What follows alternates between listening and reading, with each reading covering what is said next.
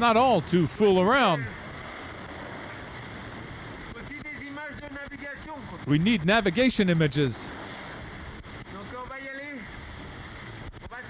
So I'm gonna have to get out and try to catch a few images. It's not an easy thing. It's really shaky out there. The sea is rough.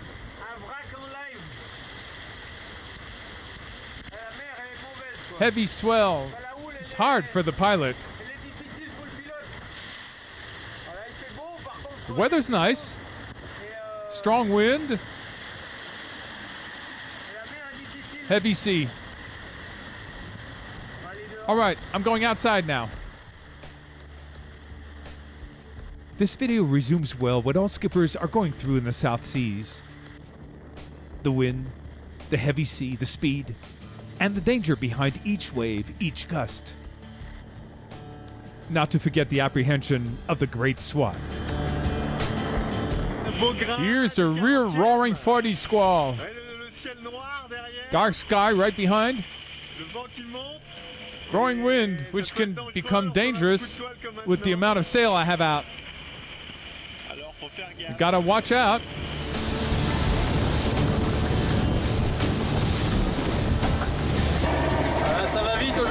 We're fast today. About 25 knots, 30 knots wind. Nice maneuver. I didn't even get wet. Just had to stick my neck out. You see? Passage of the front in the South Seas. Quite something. But through these images, we only get a touch of their adventure. When it's really hard, cameras don't roll. This week's been quite scarce. To get the idea, you got to listen to Bernard Rubinstein, Cabrali's companion, distinguished reporter who's also raced these seas. It's amazing what they're able to do. Of course, the distances they've covered. I don't know, it's hard to tell, but they sometimes sail underwater. They have permanently torrents of water pouring into the cockpit. An incredible noise level. They move around on all four. And still, they need to helm when conditions are particularly difficult. The boat accelerates, slows down. You sit inside a wash machine and you'll near what these skippers live to.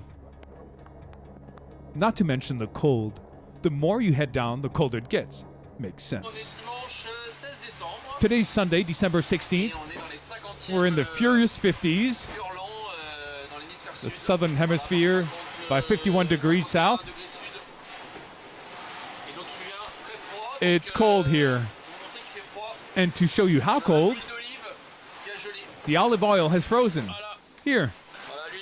That's the olive oil. All hardened. It's about 5 or 6 degrees on board. The clothes are now drying. You see, we got the heavy woolen blanket out to sleep, along with the pillow, the mattress, the gloves, over hat, foul weather gear. The whole gear's there.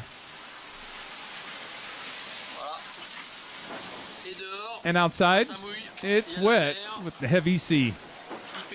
It's really cold, with heavy squalls. Some sunny spells too, still quite choppy. And we're on to passing the East Gate of Australia. Armel le Cleac'h is on to a hot scramble side by side with François Gabart, a novelty in the Vendée Globe. It's truly extraordinary. They skim over the race, burst the time reference at Cape Lewin, are obviously the first to enter the Pacific Ocean. Welcome on board Massif. We just entered the Pacific Ocean. I haven't felt the difference between the Indian Ocean and the Pacific, but it's changed. And as you can see, the sun is about to set, because when it sets here, it rises for you. All that because they took advantage of a front over a week ago. 10 days that changed entirely the looks of the race. They're able to stay up the front for a longer time. And what's most surprising is that the ones in the back get locked up in boxes.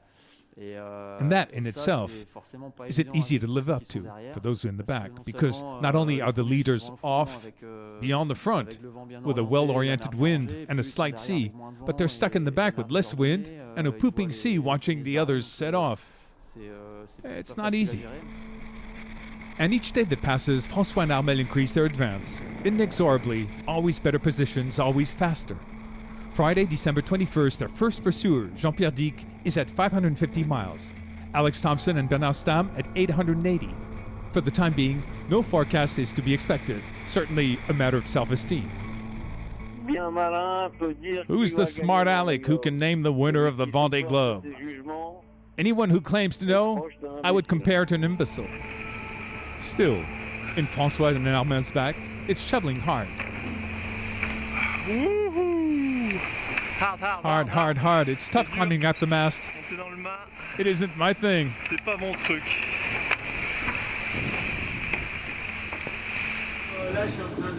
Here I'm finishing a repair. I'm sewing the braid. We call that but the conditions are really hard. Oh, there. It shakes too much, boy. We'll do it later. It's really shady at the moment. After my climbing up the mast, wow, my crotch is really aching. I have blood circulation trouble. 2 hours up there is really long. I'm done with the repairs. I'm off to sleep now. Bye. The morning's light. You can see the wind we had last night.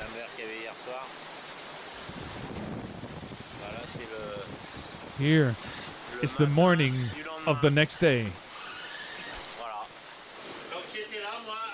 I was sitting there on my seat, like that. And there, I did the dead man's drop. So with the dead man's drop, what happened is that the boat suddenly stopped. The sea tore off like that. Crack. I fell backwards like that. And clack. I found myself on the floor, stuck at the bottom. I fell on my back, on my rib cage, and the sea tore off. You see it well there. Here's, what should I say, the dead man's drop. And through all these videos that transmit their difficulties, one sticks out as anecdotal, a dishwasher tale that makes a point of domination. I'm going to show you as a preview the dishwasher on board Massif. By talking about dishwashing, François Gabart tells us about his trivial preoccupations. You see, it's very dirty. And I'm going to show you my dishwasher. Nothing less to prove you're an easy stay. So I turned it on night mode. A good blow to the others' morale. It'll run all night. Tomorrow morning I'll show you the results. And here's the result. You noticed, it's impeccable. Rapping about dishwashing is as though he was pouring his heart out. He was telling me, you know, I'm not into wind, you know, it's the first time. But I have the feeling he's changed his mind along the way. Really, this guy's amazing. Don't forget, he's the youngest of the skippers, the fellow who followed a path the best, the Olympics. And he's an engineer. He's got a rigor. He applies to the race, and it works well. There's not much between Armel and François when you look into it. Hello and welcome on board Massif, Thursday, December 20th. We're not far from Auckland Island, south of New Zealand. Quite a bit of wind, between 30 and 40 knots. Always a heavy sea. Not easy. Some albatross. And right there, upwind, gotta wait for the wave to descend. Here's Banque Populaire at about 20 length. He's been there for the last 2 hours. I tried to reach him on the VHF, but he doesn't answer. You see him now. It's excellent, no? Wouldn't you say? It's enormous. It's really exhilarating at the moment. A wonderful competition. Two are at the head, close, but they have no choice. Are they at their maximum? How far? 80, 90%? No, they're not far from the 100% figure. There, at 100%. Yes, it's a lesson they learned from Michel Desjoyaux 4 years ago, where in the south, he was one notch over everyone. It's true that since the beginning of the Vendée Globe, we tend to say in the south we should sail at 75–80%. And 4 years ago, Michel shuffled the cards. We saw him reaching speeds close to the 100%. Not all the time, but often enough. Now here today, the lesson is that to win the Vendée Globe, you got to stay near the 100%. Tanguy de la Motte never had that ambition, but he doesn't care, so it seems. There's smoke on the water, he spikes up the wind. 45 knots wind! Smoke on the water!